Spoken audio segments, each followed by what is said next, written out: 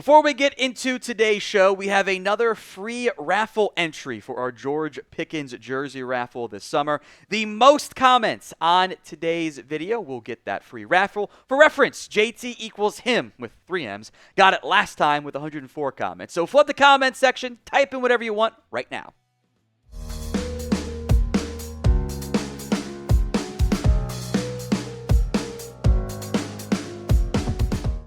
Tom Downey here for the Cowboys Report. We are discussing the Cam Newton comments he made on his podcast/show about Dak Prescott. Arch Manning, because of course, and the Cowboys in general. Here's what Cam said, kind of condensed it down from some rambling that was in between. He says the door is closing, because if you don't succeed this year, this is NFC Championship or bust. Dak Prescott, if you don't perform this year, that door is going to close. In comes, drum roll please, Arch Manning. You're out with an injury this year. Jerry is going to do any and everything, which is not the phrase, to spend everything for Arch Manning. We'll get into this, because I don't think this is the first time that someone has connected Arch Manning and the Cowboys, because outside of maybe 5 QBs in the NFL, every fan base has tied themselves to Arch Manning. There's actually several kind of massive issues with this that we will dive into. I do want to start with the one thing I think is actually kind of a fair criticism, and that is there is a limited window that exists right now for Dak Prescott and the Dallas Cowboys.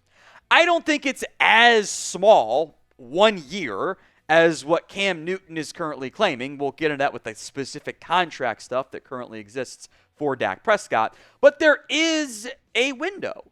I think it is fair and to point out, and even maybe more fair to be concerned about, the fact that Dak Prescott is now entering his age 32 season, turns 32 next month, and has an injury history, and is coming off a bad year. All of that is fair to point out. And I think from Cam Newton's perspective, and I think a lot of ex-players often draw on their own experiences for good reason, when Cam Newton was 32, after that year he was done in the NFL. So Cam's experience is, at this point, it's now or never. I don't think it's now or never for Prescott. I do think this is a big year, though. There is a new play caller. There is a new head coach. And, of course, the always present pressure that exists as the Dallas Cowboys quarterback.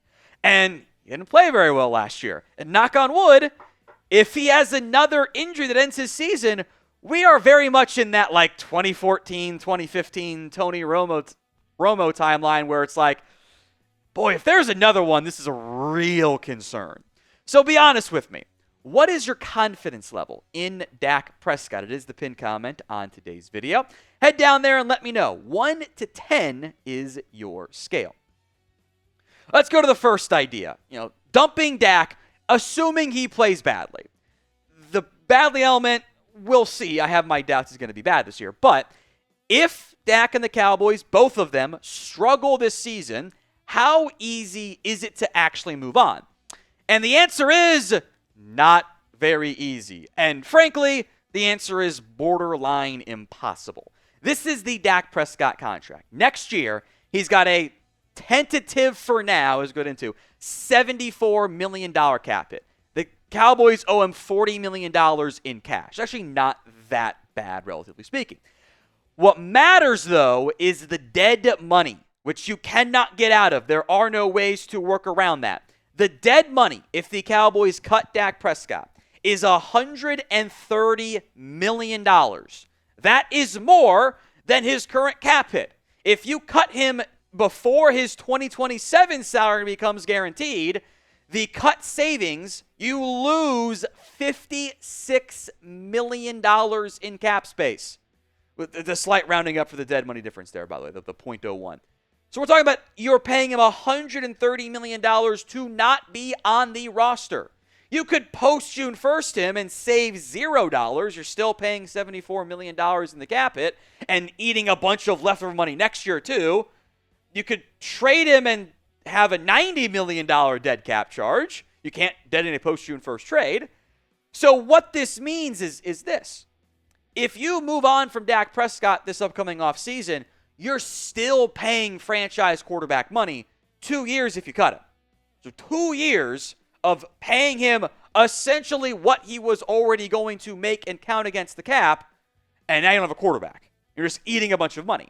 That's only viable if you completely tear down the roster. If you go, we don't care about winning, we're just going to totally reset, tear it down to the studs. That is something the Jones boys never want to do. They would rather win 8 games every year than jeopardize having a 5-win season outside of chaos and injuries and stuff there. And any trade idea would fall into, okay, well, who wants this bucket? Because if you're going to get something back and teams want to trade for him, well, that means Dak is good. And if Dak is good and playing well, which I think is the reasonable assumption right now, well, then why would you trade him? Why would you get rid of your really good quarterback? And if Dak is just terrible and you want to try to move on, well, then who's going to trade for him? Like the actual reality and not, Mad and La La Land. If Dak is so bad you want to move on 1 year into his new extension, who's going to trade for that contract? History tells us it's actually extremely reasonable to expect a bounce-back campaign from Dak Prescott. He did that in 2021 coming off the injury. Did it in 2023 coming off the injury. Honestly, I was more worried about the 2024 performance than I was the 2022 performance. The 2022 interceptions, those weren't his fault. The 2024 ones were. In theory, the offense fits him better than what McCarthy was trying to kind of force and shoehorn into the schematics last year. It's reasonable that he's going to be good. And if he's not, then okay, that's 2 years in a row. Who wants to pay him a massive, multiple years guaranteed contract? More on this to come, contract, and we'll talk Arch Manning, of course, too. You can get the Cowboys training camp gear at chatsports.com/CowboysCamp. That's hats, the visor if you want to go full Schottenheimer look, plus T-shirts and hoodies, kind of the sideline gear you'll see some Cowboys players wearing on the sides if they're not playing this upcoming season. Links in the comments and the description of today's show. It's chatsports.com/CowboysCamp. I do want to go back to the contract here, by the way, because the way it is set up is the Cowboys can restructure Dak's contract. It's designed, it's built, the goal is to restructure it. Nothing is needed. It's just, hey, Dak, we're doing this. Dak says cool. Doesn't even need to sign off on it, technically. And it creates $30.96 million in salary cap space. Pushes it off into the future when the cap keeps going up. The Eagles do the exact same thing. And that brings his cap hit down to $43.1 million. So now your options are, okay, you can pay Dak $43 on the cap or $130 on the cap. I don't know. One of those sounds a lot better to me.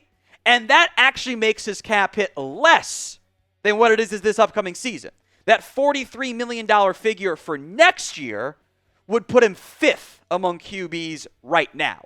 Now, it probably comes in like 7th or 8th next year. It would be like 12th right now, but other QBs are going to get restructured too. So now you're going from $50+ million cap hit down to 43. That's better for you and frees up more cap space too. So I think the answer here is yes. I think Dak Prescott is on the Cowboys roster in 2026. Do you think that is the case? Y for yes, N for no. Let's go to the Arch Manning conversation. And you can bookmark this and send it to the other 30, 25 NFL teams that aren't going to be in Arch Manning range. There's issues here. The biggest of which, does he actually go pro? Everyone is operating like he's going to. I don't think that's actually the plan in Texas right now. The Mannings have said this too. They want Arch to stay 4 seasons. You know why? He's thrown less than 100 career passes. He hasn't actually played that much. There's plenty to be intrigued by. The name brand, the last name, the athletic ability, the traits are all clearly there. But he hasn't actually done it yet. Now, let's stick with the hypothetical. Let's say Arch Manning is everything everyone thinks he can be. He wins the Heisman Trophy. Texas wins the national championship. At that point, he actually might go pro. He did it all in 1 year. Well, he's going to be the number 1 overall pick. So are you bad enough to be in that range? Are you bad enough this upcoming season that you're going to be actually in Arch territory? To go, let's say it's not the #1 pick. Let's say Jerry does everything possible and trades up. Well, here's the thing, Cam. That's not Jerry. Jerry Jones is not Wildcat and gambling Jerry the way he used to be. They don't make trades in round 1. They don't move up. They haven't moved up since Morris Claiborne. That was over a decade ago. If anything, that's more of a Howie type of deal, which they're not going to because they're going to be good. But this is not what Jerry Jones does anymore. He does not make these aggressive move ups to go get players. They were never going to go make the move for Travis Hunter. Let's say they're picking 12 again. You're going to sell the farm to go from number 12 to number 1? That is not how Jerry and Steven operate. They don't believe in doing that. That would actually be a very off-type, off-brand move for the Cowboys. More on this to come. Update on the June sub-battle Ravens rundown. The Niners report, we'll discuss that later, have gained a significant amount of ground. We're less than 100 subs behind. You want more free Cowboys videos? Hit that sub button for me right now.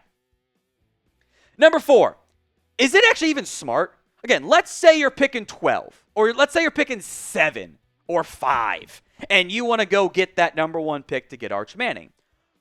Are you actually setting up your new franchise quarterback for success by trading away all of the draft capital it's going to cost to go get him, the massive haul it would require, and you're still paying franchise quarterback money for 2 years with Dak Prescott, so you're not benefiting from being able to throw money around on a rookie contract for a QB? I don't know if that's actually a good plan. Obviously, the quarterback in theory is set, but the supporting cast, we're going to be doing the conversations like, is it actually good enough? Well, that's not a good way of going about building a team, right? And most importantly, if Arch Manning is everything we all think he can be, and he's what Cam thinks is, who's trading away from Arch?